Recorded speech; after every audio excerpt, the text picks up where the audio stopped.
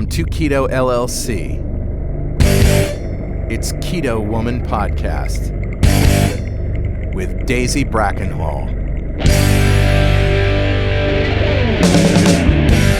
Hello, Keto lovelies. I'm Daisy Brackenhall, and I've spent most of my life struggling with my weight and confidence, and have always had a difficult relationship with food. Even when I finally got to my target weight, after weight loss surgery and eating low carb, I couldn't maintain it and I was miserable. Keto has given me the freedom to fall in love with food again, without the constant gain, loss, guilt, virtue cycle of before. Health and happiness is where it's at now, running on fat. Welcome to the Keto Woman Podcast. Each week I'll be chatting to inspirational women, maybe even the odd man, to discover the secrets to their success so that I can share them with you. So what is keto? Keto is a way of eating that enables you to switch your body's main fuel source from sugar to fat. Who doesn't want to be a fat burner, right? But how do we achieve this? A great place to start is by keeping carbs to 20 grams or less per day. So things like leafy greens and above ground vegetables, plus some nuts and seeds, and the incidental carbs you find in things like dairy. Moderate protein scaled to your lean body mass, and then fat to satiety. Once you're in the swing of things, you can tweak it to suit you. Make your own personalised keto. I'll be asking my guest each week what their keto looks like to show you just how flexible and fabulous this way of eating can be. I'm not a doctor, and most of my guests won't be either, so we can't give you medical advice. It's always best to work with your own doctor because they know you and your medical history, and so have access to the bigger picture. Thank you, John Somsky, for supporting me and this podcast by making a pledge at my Patreon page. Do you want to hear your name here at the top of the show? Are you enjoying this podcast and would like to help me make more episodes? Then head to my Patreon page at patreon.com/Keto Woman or hit the support button on the Keto Woman podcast website. It means a great deal to me, and you will get to headline the show just like John did today. This week's extraordinary woman is Evelyn DeDominicis. Evelyn is a functional medicine nutritionist specializing in keto, fasting, weight loss resistance, and positive mindset for women approaching or going through perimenopause and menopause. You can find her at evelynd.com. I met Evelyn at Keto Fest, and it was great to catch up again in this interview and find out more about her and her business.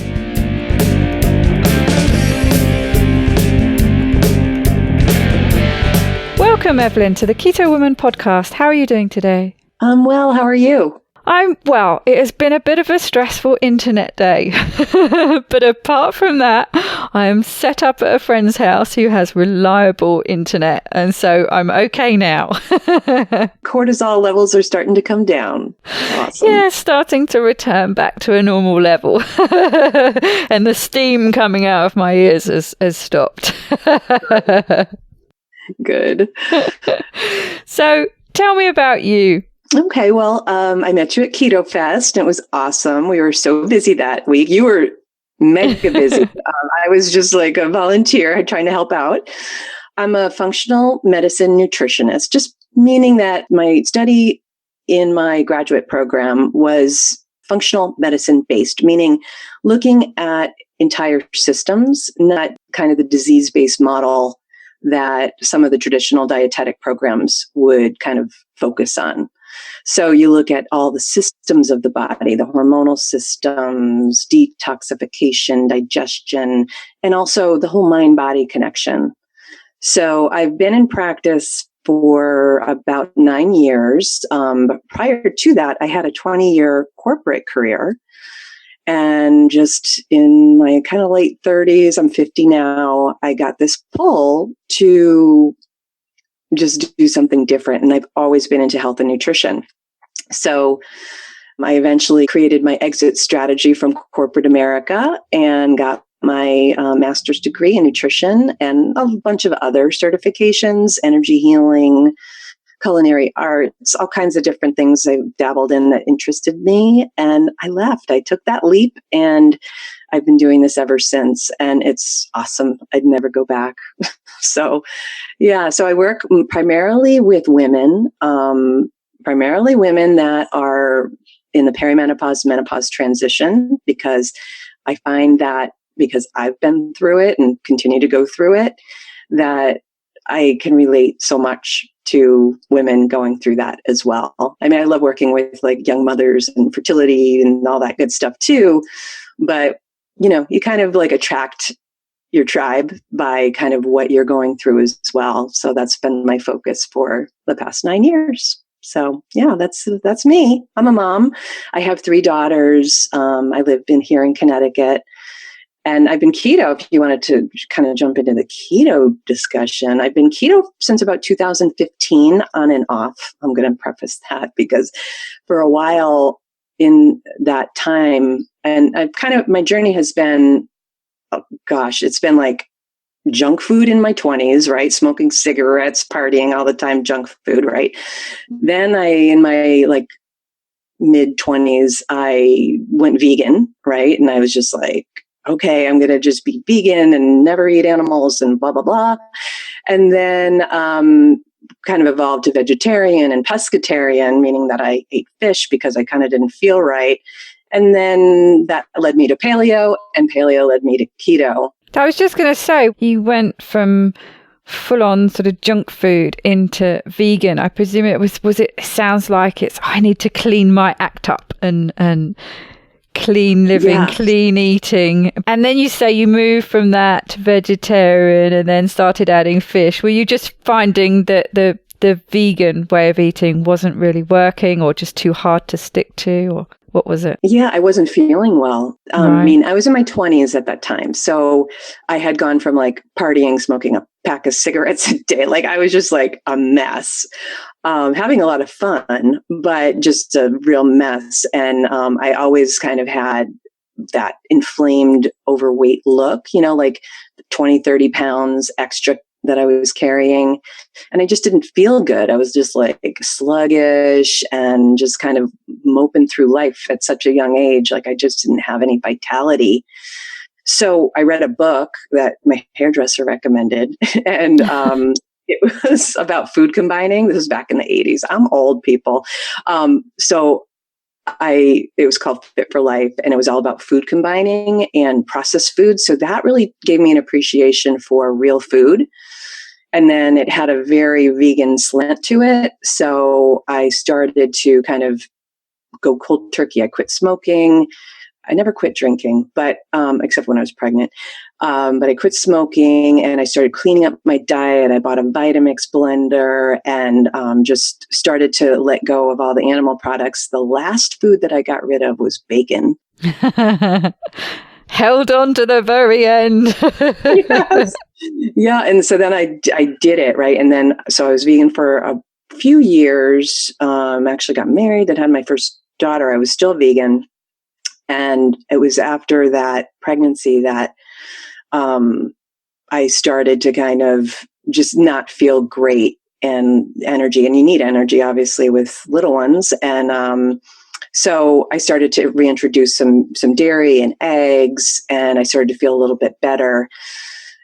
Around that time, that was like the 90s, all the processed soy, all the marketing around soy products started to come out, like all Morningstar Farms and Boca and all those products over here. That's what the main brands are. And I was like, oh, great. I can have veggie sausage and veggie bacon and, oh, good. All the stuff that I used to miss. So I started to kind of just make that a big part of my diet, not really remembering that whole thing about eating real food.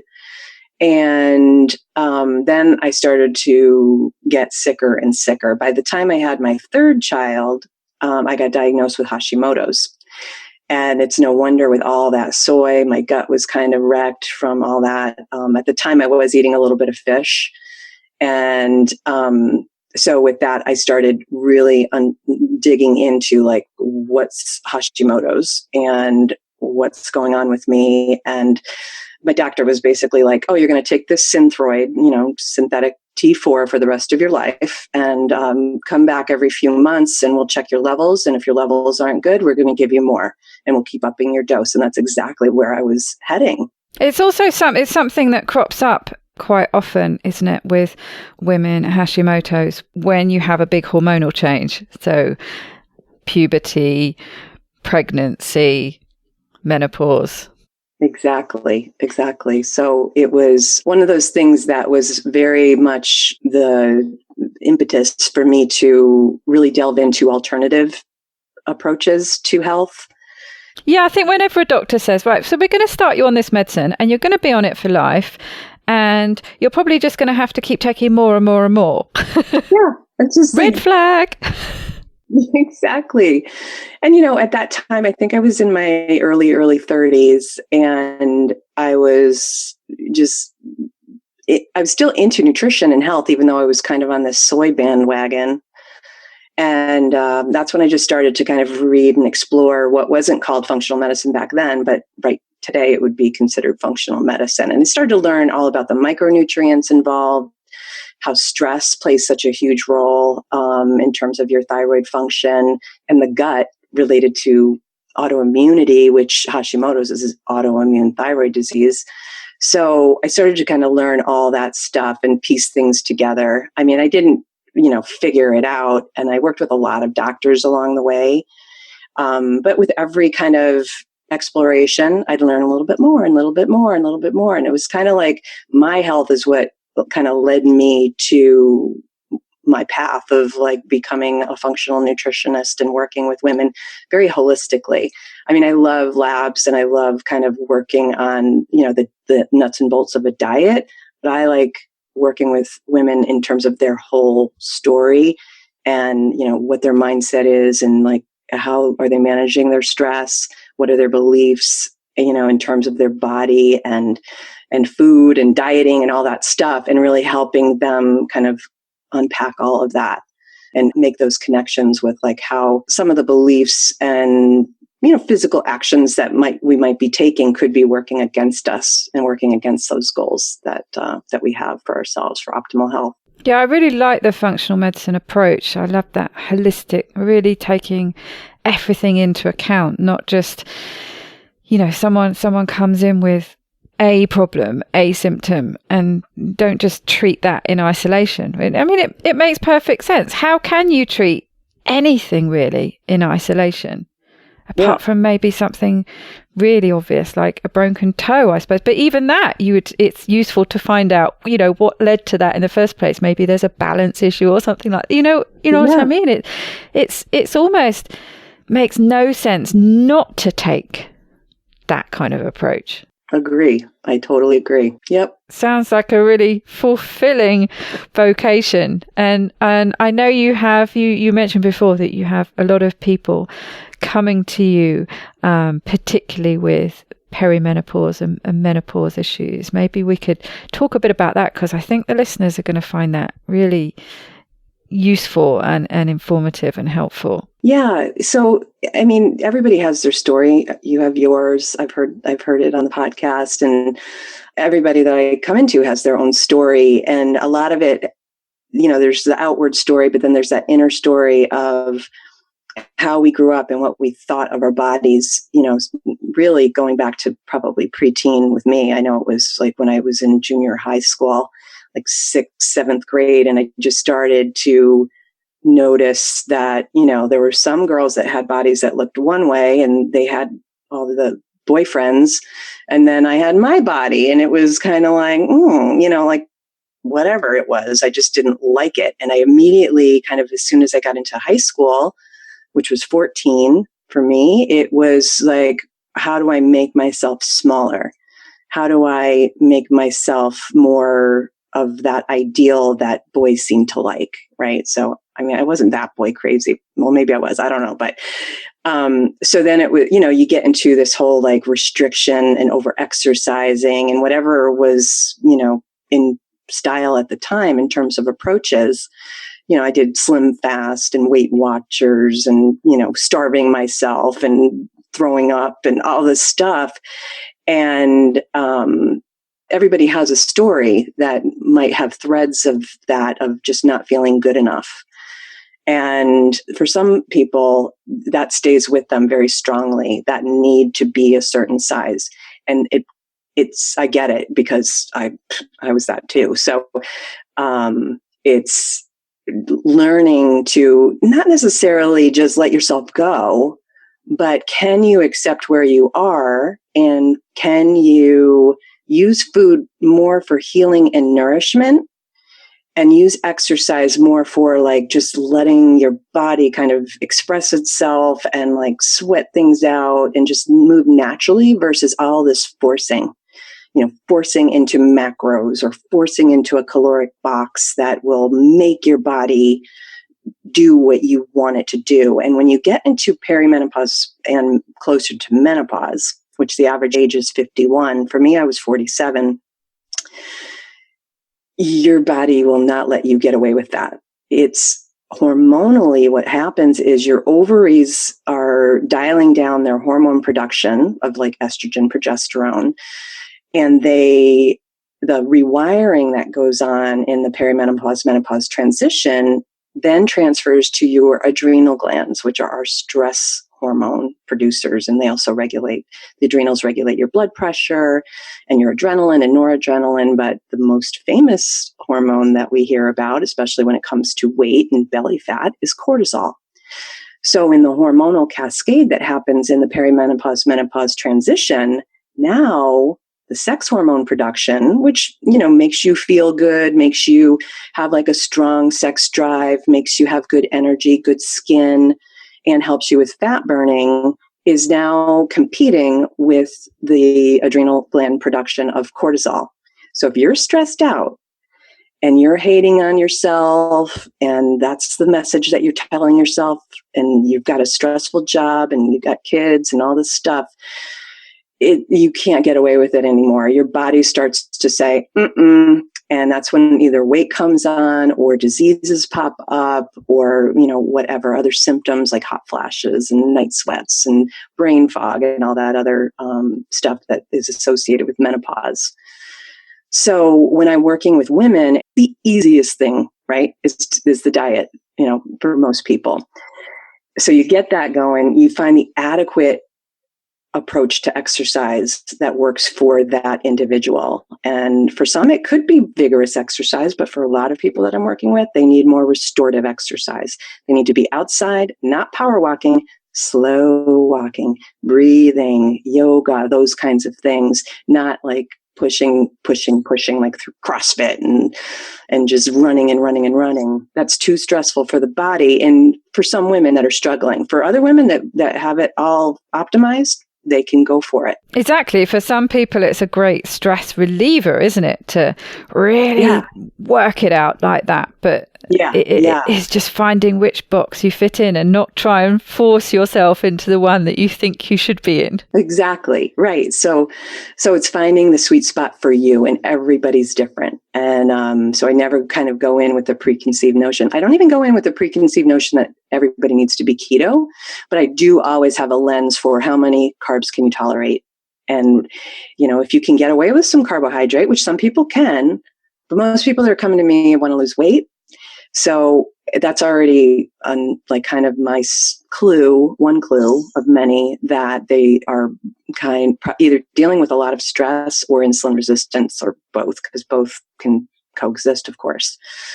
So, and then we look at sleep and all the other factors that go in, the diet being kind of the easiest once you kind of get through the, habitual eating and the carb cravings and that stuff. But once that adapts, which happens, usually if the stress is kind of in balance, 6 weeks, I get people fat adapted for the most part. And then the food's the easiest part of it. And then it's like, okay, where are you getting stuck? Where is your lifestyle, the way that you're living day to day, not in alignment with where you need to be in balance? And I think that's where the frustrations come in, isn't it? Most of us have been on and off diets for most of our lives. And quite often, especially the younger you are, you can usually drop weight a lot easier And it's, it seems such a common thing that people say when they're approaching menopause or they're in menopause, that it's just, it feels like it's nigh on impossible to lose weight. I do think, and I don't know how much you find this, but keto in particular seems to help. But another question I was going to ask you, because you said you've been working as a functional medicine nutritionist for what, 10 years, did you say? Yes. But you've found out about and started practicing keto yourself more recently. How did you find that impacted your business? Well, it's a great niche. Well, one, it's trending right now, right? In 2015, it wasn't so much, but there was still a lot of content that I came across. And I always knew, I kind of found out the hard way when I went more paleo, or even when I was more on the vegetarian, pescatarian side. I was in this health coaching program and was introduced to all of these root vegetables. And I was like, oh, and they were like, you got to roast them and put them in olive oil. And I was roasting trays and trays and trays of like rutabaga and beets and turnip. And through this program, like next thing I knew, I gained 10 pounds from eating vegetables. And I was like, what's up with that? Yeah. And so I'm eating vegetables. Like, what's that? So then I started to realize like, oh, I can't have a lot of carbs. And I started to really understand that you can be very high carb with paleo. If you are doing a lot of fruit and if you're doing a lot of starchy vegetables. Now, it's bad again, but if your body isn't responding well, then you're going to notice it in some way or form. So for me, it was weight gain, and that's the worst thing. That's like when my clothes feel tight and I just don't feel comfortable in my skin.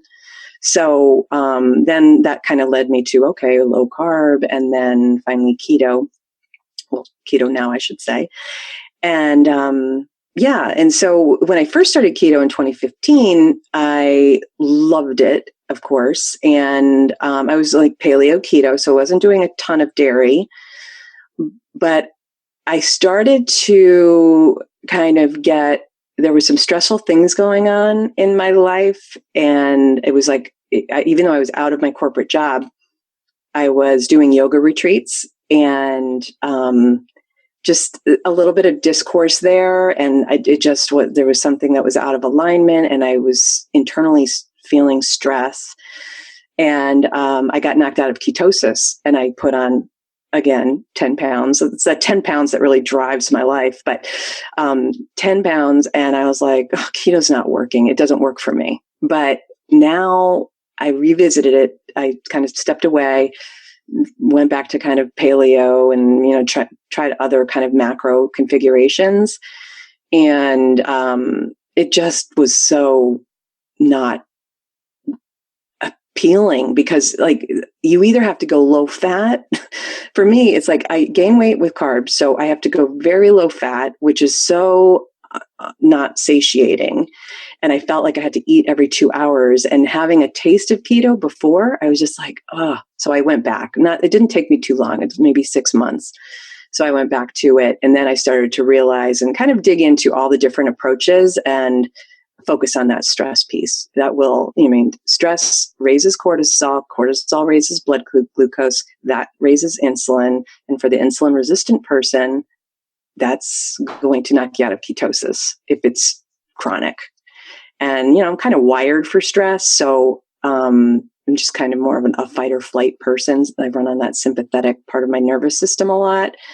It's something that I have to prioritize in my life, even more so than carbs, because it will block everything. I could have my diet absolutely perfect, but if my stress is out of sync, then I will feel it, and I will see it and feel it in my clothes. So, yeah. So now I'm more like, I intermittent fast. I do keto. I carb up once in a while just to kind of like see what I can get away with. But I usually feel best when I'm keto, like, under like 20 grams of carbs, maybe a little bit of extra non-starchy vegetable here and there. That's when I feel best. And that's when my body feels best. My stomach feels flat, and it works for me. So And everybody's different. So that's what I love. It's like helping people find, like, quote, what they can get away with. Like, because I want them to be able to not live with restriction if they don't want to. Now, in the keto world, you could basically eat anything that's ketofied and be completely satisfied. So it's really not a restrictive type of thing, as long as you have the tools and the kind of the recipes and stuff, and or access to different foods that still are very satisfying and can keep you in ketosis. So it's not like this, oh, I have to give up this in order to do that. It's like, oh, this feels so much better. So I don't really have to give up anything, because I can make a keto cheesecake if I wanted that. So it's like, it's one of those things where you just got to find the right tools. Exactly. It seems people focus on just these one or two, things that they can't have anymore. Like, how can I live without bread, or, whatever it is. And it's like, well, yeah, okay, there is that on one side, but on the other side, just start listing all the things you can have, all the things you can indulge in, because it feels like an indulgence. That's the thing, isn't it? Right. And so, when you're balancing the scales, it is hard to start with, and it is hard, even after a while, people are still going to miss from time to time, that lovely crusty bit of bread or something. But, you find something else, or you have an extra piece of bacon, or, another slice of cheese, or something else delicious, and it passes. Exactly. And there's wine. So exactly. Yeah. Wine and cheese. What more could you want? Totally keto.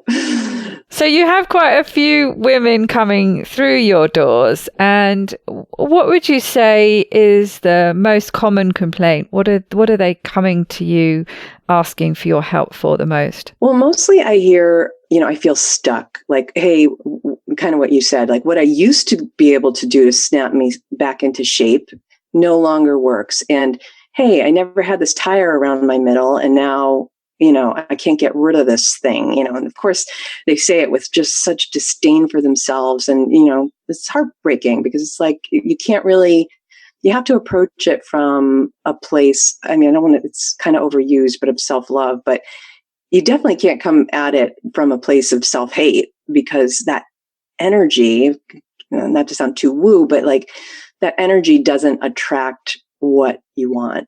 It attracts more of what you're focusing on, that negative. So it's always kind of more of a negative mindset, weight loss resistance, and just in general, like people feeling stuck and frustrated. Like, I tried keto and it's not working for me. And, I need a better meal plan. And it's like, maybe, but it's, you can look at 1,000 meal plans, and, I have access to tons of them.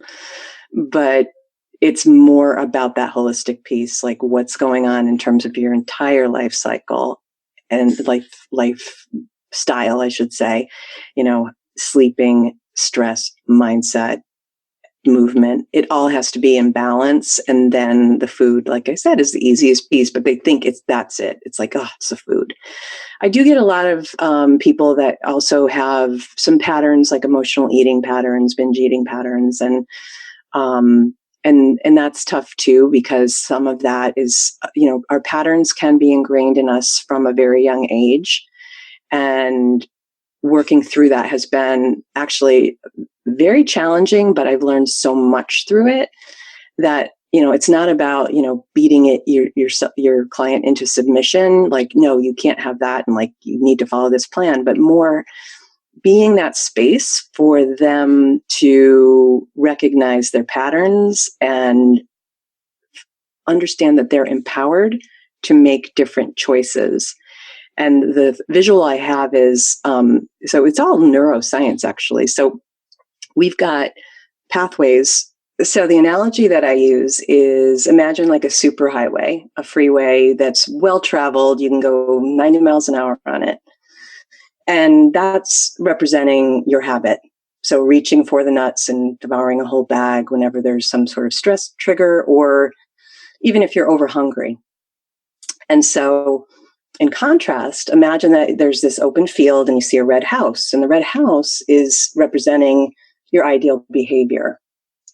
And so you start to take your car down this field that there's no road, and it's really bumpy and hard to get through, and you're bouncing all over the place. And then you just keep going on that behavior, that road, that path, and you start to smooth out the grass.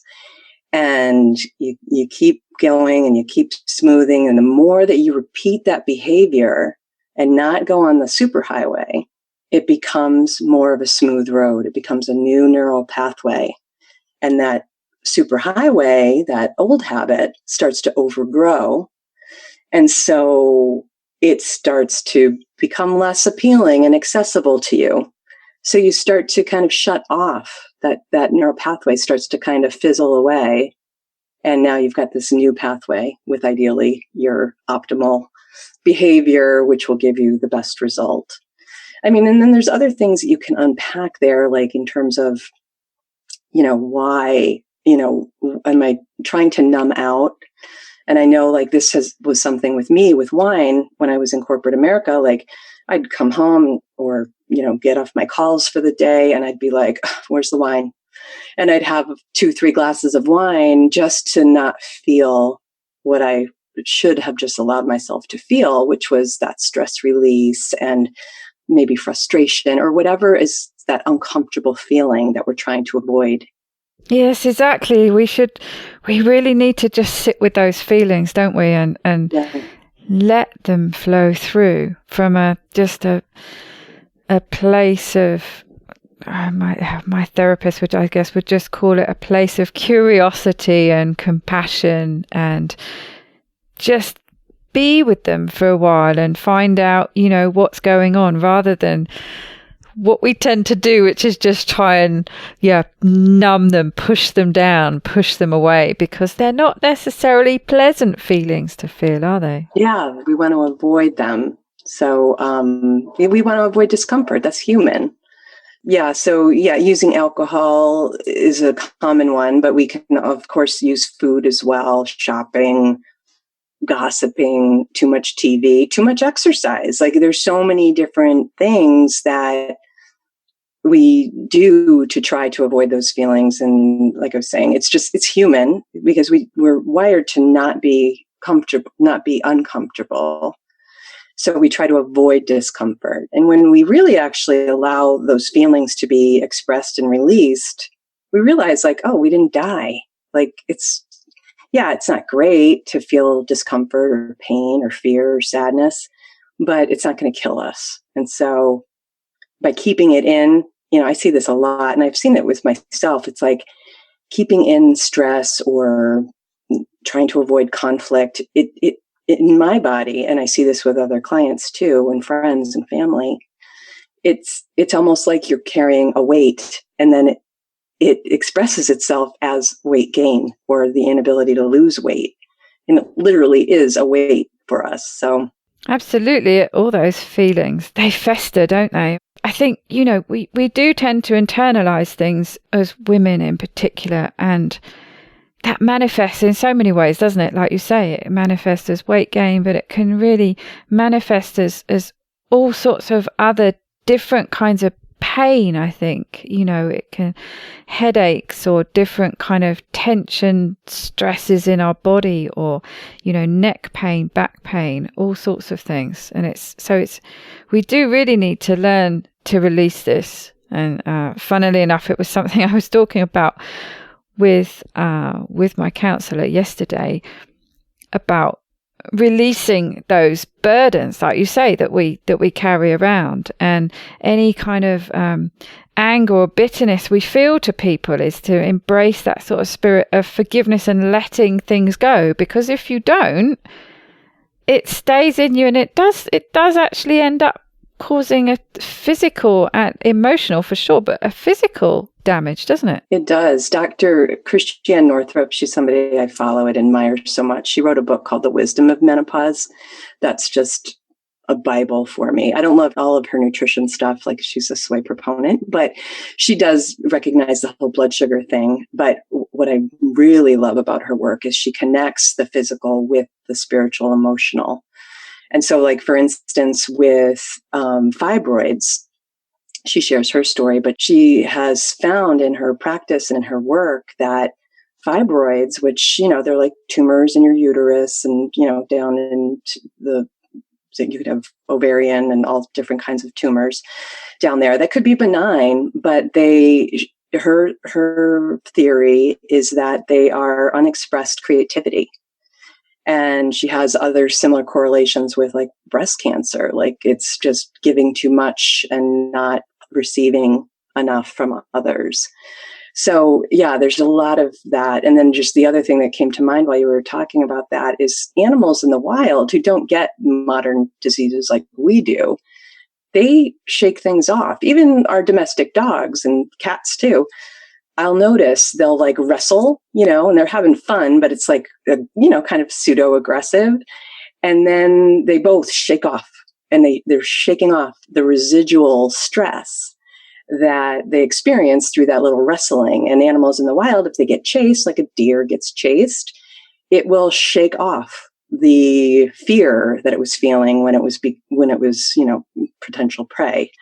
So, so we don't tend to do that unless we're very mindful of it. We tend to just keep it all inside, and that can manifest in weight is one way, but all these other imbalances and physical symptoms and diseases even. So, yeah. Well, and it's too much of a continual stress, isn't it? Now, you talk about that sort of in the wild type stress, the whole fight or flight thing, that our body is a perfectly adapted to dealing with stress, but usually dealing with, not too frequent stress.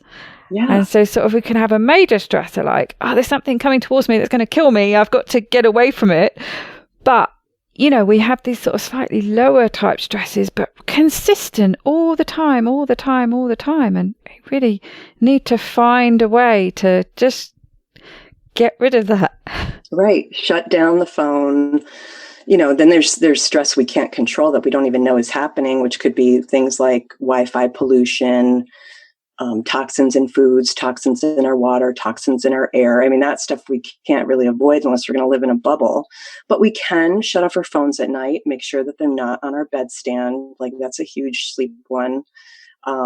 Where, making sure you're not getting exposure to blue light after night, at 7 p.m. is usually I'll put on those ugly glasses and making sure that I'm not scrolling through my phone and just giving yourself a little break from the technology stress. And that not only is it technology from the EMFs, the frequencies, but also from the content that's coming over, right? So if it's an email or something on Instagram that makes you feel inadequate, or even just processing information all the time, we're always on, like you said, it's like we gotta be able to shut it out once in a while to have more balance. And you can feel it, can't you? I mean, I tend to avoid places now where I'm going to get in a real ruck on Facebook, but I can remember the kind of arguments I used to get onto on Facebook, and I would literally be shaking, and that is not the kind of thing that you need to be doing at 10 o'clock at night or whatever it is. No. It's you can literally feel it coursing through your body. Oh, and yeah. Yes, the healthy thing is to try and avoid that as much as possible. But if it does happen, you've got to find a way to release it. Oh, yeah. I don't watch the news. I haven't watched the news for years, and I won't. I mean, I get some news that seeps through Facebook or, whatever, my email once in a while, but I don't go there. I just don't. And maybe I'm ignorant. Maybe I'm sticking my head in the sand. But at the same time, what am I going to do about it? I'm going to work on my zone of influence and try to help one woman at a time, help spread the word about, finding balance, healthy food, crap in our food. Those are things that I know I'm called to do. It sounds a little bit dramatic, but I feel those are things that make me like passionate. And so those are the things that I'm going to use my sphere of influence. So watching the news, which is just, so triggering on so many, it's designed so that you keep watching. And, it's just one of those things where I've decided not going to watch it. And I don't watch I watch some action TV, but I mean, I do watch Game of Thrones, but who doesn't watch Game of Thrones? You have to watch Game of Thrones. But I know what you mean, and I have that struggle myself with avoiding the news. You feel like you should be informed, but then when you watch it, it stresses you out so much. And I think sometimes it's good to take a break from that and work on, apart from anything else, if you work on reducing your own stress and you build your own strength, you might get to a place where you can deal with it much more easily anyway. Exactly. And be more effective. Exactly. I'm always like those Facebook rants, because I do have some friends that do that, and they'll rant, and it's just like, well, what's that changing? It's just creating more of the negativity. Like, if you really are passionate about it, do something about it outside of ranting on social media, right? So it's like, if that really is something that is speaking to you, do something more than just contributing to the negative threads that are just perpetuating and making, just doing nothing other than perpetuating the hate. So, yeah. Yes, it's very easy. It's a very easy thing to get pulled into, and the old red mist come down, and before you know it, you've got that back and forth, and yeah, you just need to just sometimes pull away and leave the kind of groups that that triggers that kind of behavior. Do you find though that in general keto, or certainly low carb, helps most of the women who are dealing with menopause type issues? I do. And, of course, it's the insulin resistance is number one. But I also find that when you're eating less frequently, like if you just naturally fast or if you intentionally fast, you give the digestive system such a nice break. And you're not eating every 2-3 hours, which is the standard American diet way. You have to eat every 2 or 3 hours, or else you're going to get hangry and overeat.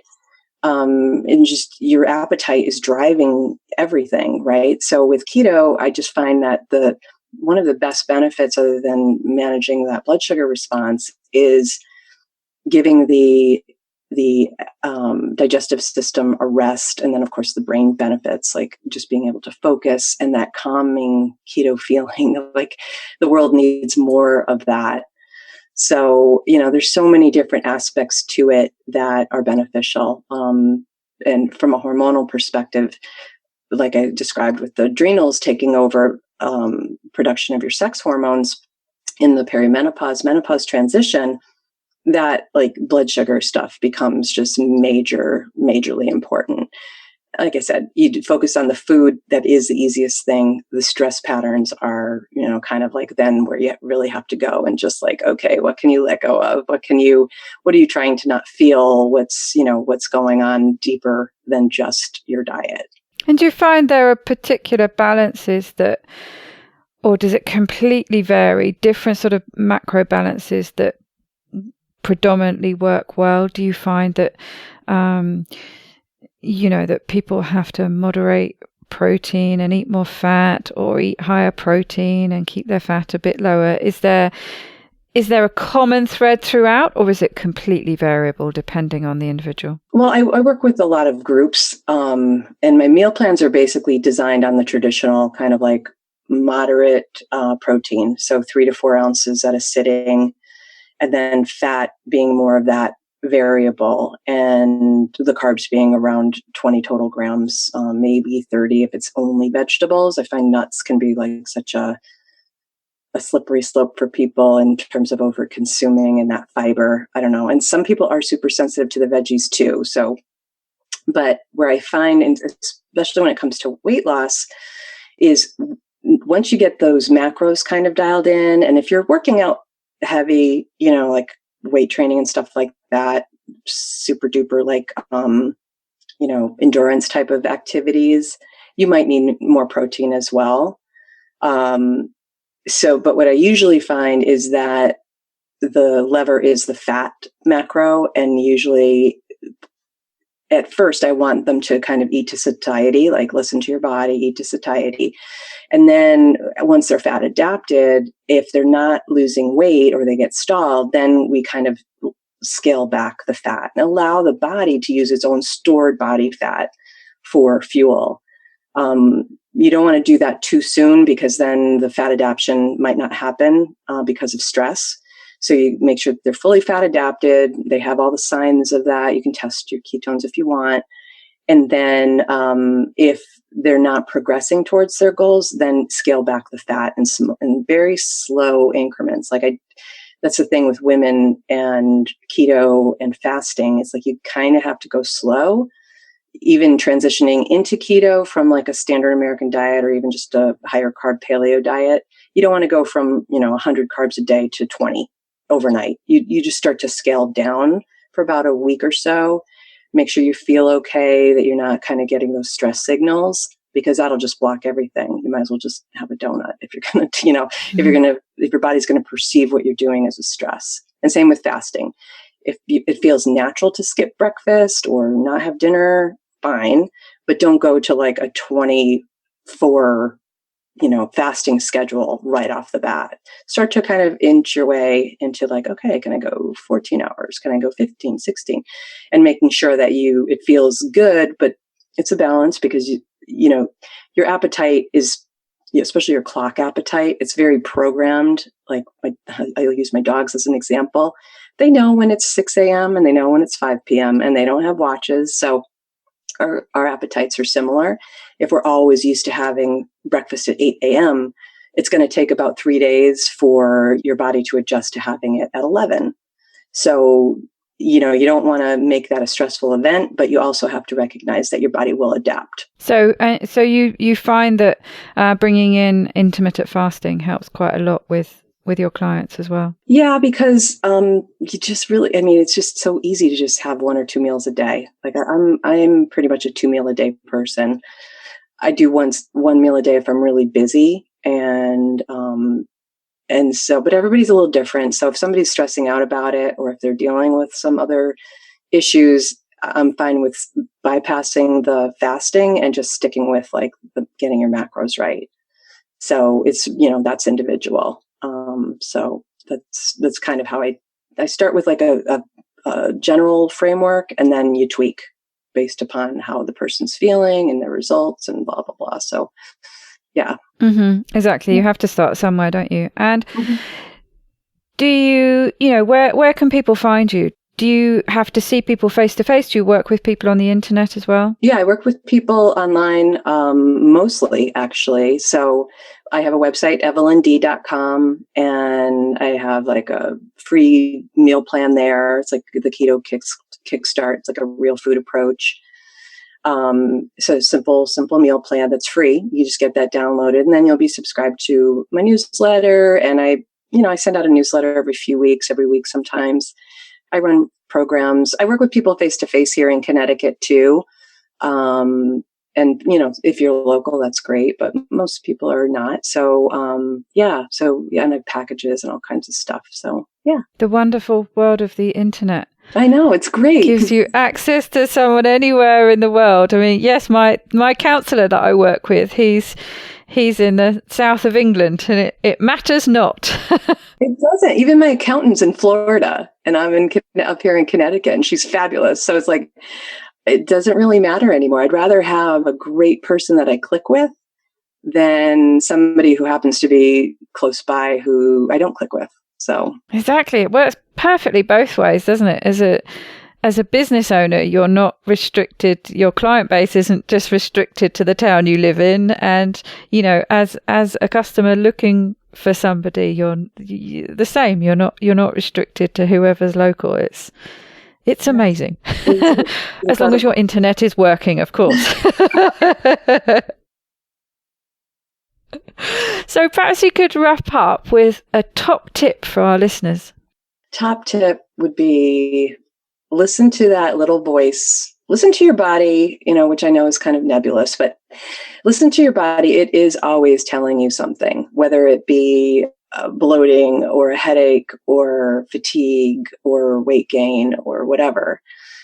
It's always telling you something, and it will keep telling you until you listen. And those signals, those whispers, as they say, will get louder and louder until you do. So just do yourself a favor and listen to your body, listen to that inner voice, and it will never steer you wrong if you do. So I think that's the most important thing, even when it comes to every choice you make with eating, every interaction that you have with another person.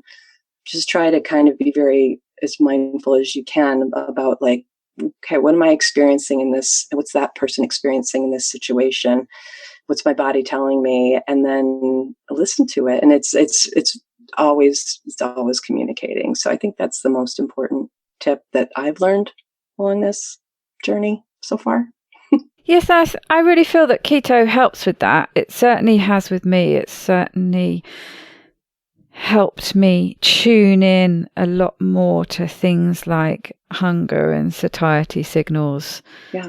It just seems to bring you out of that fog, really, where you don't know exactly what you're feeling. And I can remember way back before I had the weight loss surgery and started on my weight loss journey for real, rather than the constant ups and downs. And that was the difference. It's just getting those signals dialed in a bit. You know, I can remember sort of never really being particularly hungry, or never really feeling full either. You know, it just always sort of kind of wanting to snack on stuff constantly. I know just so it's and it's nice. And I think that's one of the nice things about doing a bit of fasting, actually, is to really see the difference between head hunger and real proper stomach growling hunger. Mm-hmm. Yeah. And then another thing, not to go on off another tangent, but being able to feel your body and that urge passing once in a while. It's so empowering, because it's not like, oh, I'm hungry, I better eat or I'll die. You know, like I think that's what part of our brain tells us, the lower part of our brain. That's not the case at all. It's like, yeah, oh, that's a wave of hunger and it passed. And like, oh, I wasn't hungry again for another 3 hours. Like, what's up with that? That's so cool. So I think it's fasting and keto, and really fasting with keto is just a sweet spot, right? That's just so much easier. I don't know how people do it without being keto, but they do. I mean, I honor their process. But for me, it would be that constant gnawing and like needing to eat, and just a frenzy in my eating window, so to speak. So yeah, I know exactly what it's very freeing, isn't it? You don't have that panic anymore. If you've got a day ahead of you where you're thinking, oh, I'm not sure when I'm going to have time to eat. Well, you know, you don't need to worry about it. You set yourself up with a good breakfast, and we sort of lose that panic a bit. It's not going to be the end of the world if we can't eat until dinner time.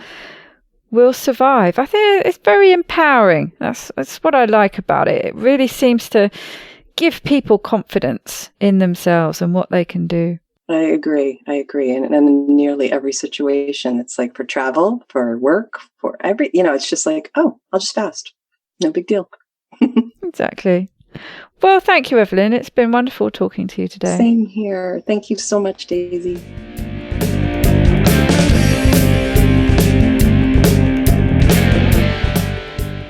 To get the resources and links from the show, please go to ketowomanpodcast.com.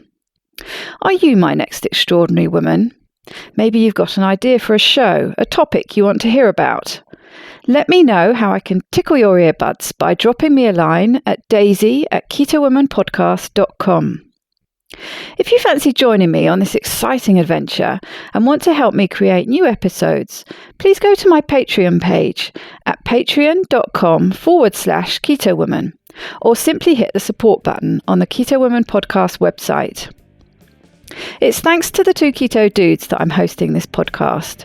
So please consider heading to their Patreon page at patreon.2keto.com and help them bring you more podcasts like this one. Please help other people hear about and find this podcast by reviewing the show on iTunes and Facebook. Every star and review really does help. It doesn't go unnoticed by me, the people who regularly like, share and comment on my posts. Your support means the world to me. Thank you. Today's quote is an old Chinese proverb. Tension is who you think you should be. Relaxation is who you are. Bye bye, Keto Lovelies.